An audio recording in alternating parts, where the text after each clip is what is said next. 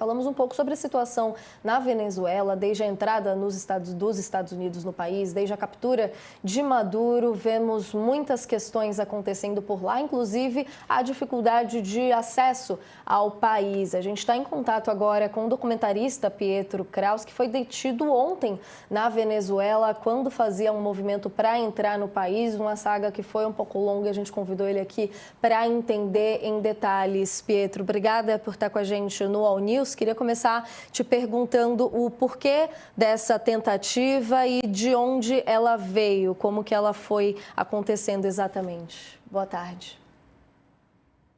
Boa tarde, tudo bem?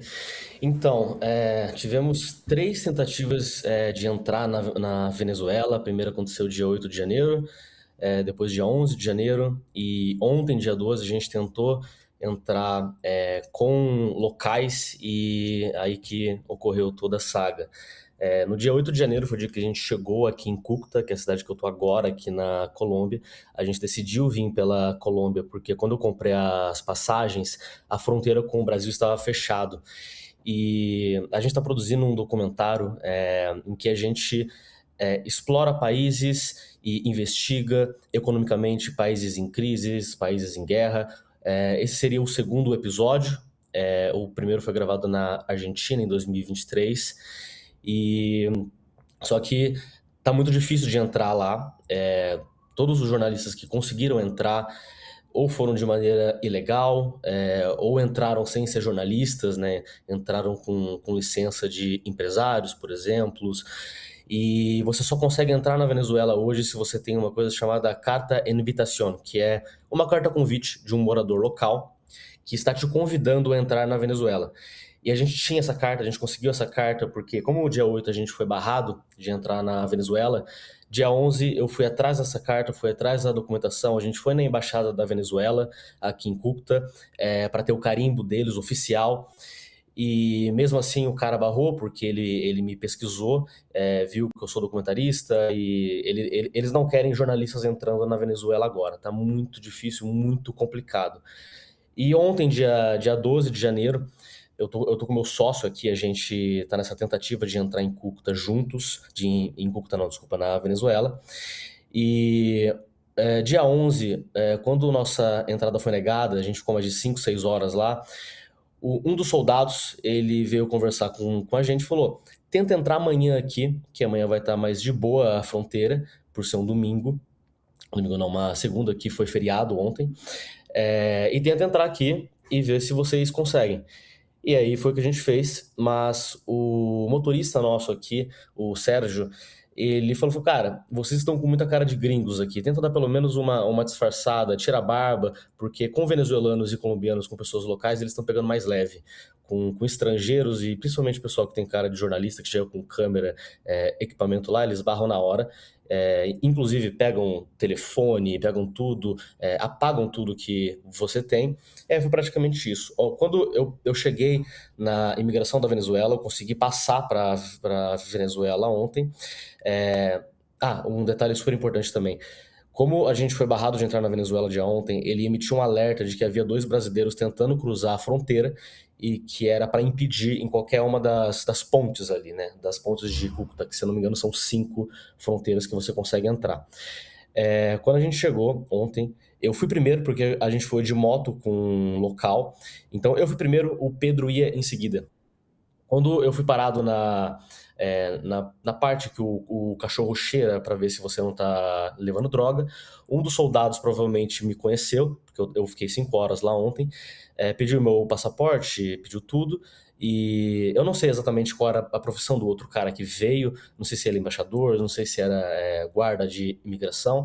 Ele já veio muito bravo, porque ele lembrava do meu rosto e sabia desse alerta também, que havia 2 brasileiros tentando entrar na Venezuela, extremamente bravo, e me acusou de tentar entrar ilegalmente na Venezuela, deu voz de prisão, aí na hora ele pegou o meu celular, pegou meu passaporte, pegou tudo que eu tava no bolso, e começou a revistar, começou a ver mensagem, apagou vídeos, apagou fotos, apagou mensagens, tentou entrar em aplicativos como o app de banco, por exemplo, para ver o que era.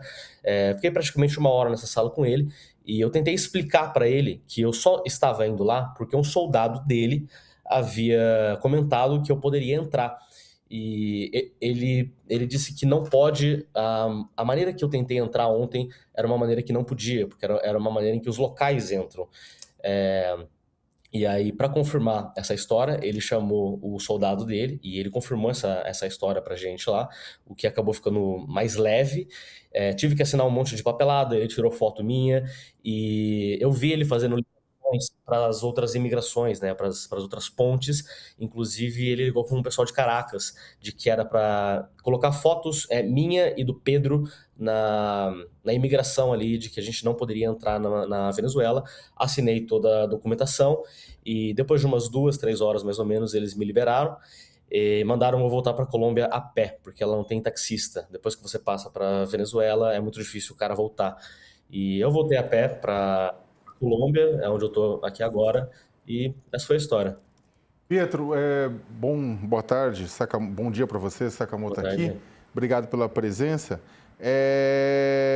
Porque você mesmo colocou, essa fronteira entre Cúcuta e Santo Antônio e Táchira, se não me falha a memória, na Venezuela, ela é uma fronteira que tem passagem, muita gente mora dos dois lados, família, fica aquela coisa que é parecido com um trânsito local, que nem Oiapoque e São Jorge na Guiana, entre outros países. O mesmo Santa Helena do Iarém e Pacaraima, né, que é o lugar que provavelmente vocês inicialmente tinham pensado ir, que é a divisa brasileira.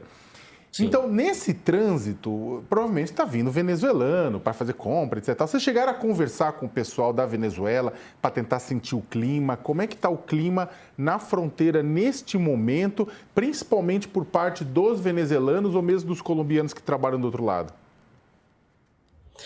Perfeito, Léo.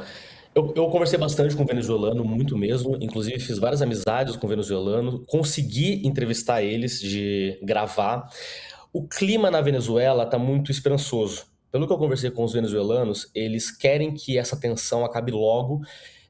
Conversando com um dos venezuelanos, que é parente de um cara do exército, ele comentou comigo que muito provavelmente até final desse mês de janeiro tudo já vai estar mais calmo, porque os pais estão cobrando muito, as pessoas do exército estão cobrando muito, porque muitas pessoas dependem da fronteira aberta, muitas pessoas estão esperando que tudo isso passe logo. Então, pelo que eu converso com eles, eles estão muito esperançosos de que até final de janeiro esteja menos tenso, porque agora está muito tenso, muitos jornalistas sendo presos, muitos venezuelanos sendo presos, tá? Só para você ter uma noção, as pessoas que estão na Venezuela está tendo policiais estão parando civis mesmo que moram na Venezuela, confiscando o celular deles e vendo se não estão levando informação para fora. Então, o que é muito comum aqui é as pessoas mandarem aqueles áudios temporários ou fotos temporárias, porque eles estão confiscando o celular dos locais também e vendo se não está passando alguma informação e se estão indo contra o governo, né? Se eu não me engano, eles estão pegando de 8 a 10 anos de prisão aqui o venezuelano que conspira contra o governo. Isso, Pietro, queria te agradecer demais por compartilhar a história com a gente aqui. No momento, você está onde especificamente? Quantas horas, só para a gente ter certinho aqui, quantas horas aproximadamente você ficou detido? Falou que a situação foi um pouco mais tranquila, porque o soldado confirmou a história de vocês, né? Sim. Agora eu estou em Cúcuta, na Colômbia, que é a cidade que faz a fronteira com San Cristóbal, com São Cristóbal não, desculpa, com San Antônio, que era a cidade que a gente estava indo. Eu fiquei detido aproximadamente 2 a 3 horas. Foi tenso, a primeira hora foi muito tenso. O policial lá, ele fazia algumas ameaças do tipo, se seu amigo estiver na Venezuela ou tentar cruzar a fronteira, eu vou te levar para prisão e vai ficar muito pior. E ele falava isso o tempo inteiro, o tempo inteiro. Quando eu comecei a explicar essa história de que o policial havia conversado comigo no dia anterior, acabou ficando mais leve. Ele acabou ficando bravo com o policial, mas no final acabou dando tudo certo. Acabei assinando uma papelada, estou banido da Venezuela agora, ele mesmo disse isso, não posso mais entrar no país. Ele tirou várias fotos minhas, várias fotos do Pedro também, e mandou para as embaixadas, para imigração, e não podemos entrar mais. Com a embaixada brasileira, em algum momento, só rapidinho para a gente fechar aqui, Pedro? Houve algum contato? Eu não tive nenhum contato com a embaixada brasileira. Pelo que eu entendi, ele mandou para as imigrações da Venezuela, para as fronteiras, porque estavam falando que a gente estava tentando entrar pela fronteira de Cúcuta com Urenha, mas não era verdade, era um outro brasileiro que estava tentando entrar por Urenha, não era a gente, mas ele acabou notificando todas as imigrações ali, fronteiras, pontes, inclusive espaços aéreos, de que se a gente pousar em Caracas ou em cidade ali, a gente não poderia entrar na Venezuela. A gente segue acompanhando a história por aqui, Pietro. Obrigada por compartilhar com a gente. Uma boa sorte por aí e até a próxima. Boa sorte. Obrigado, até a próxima.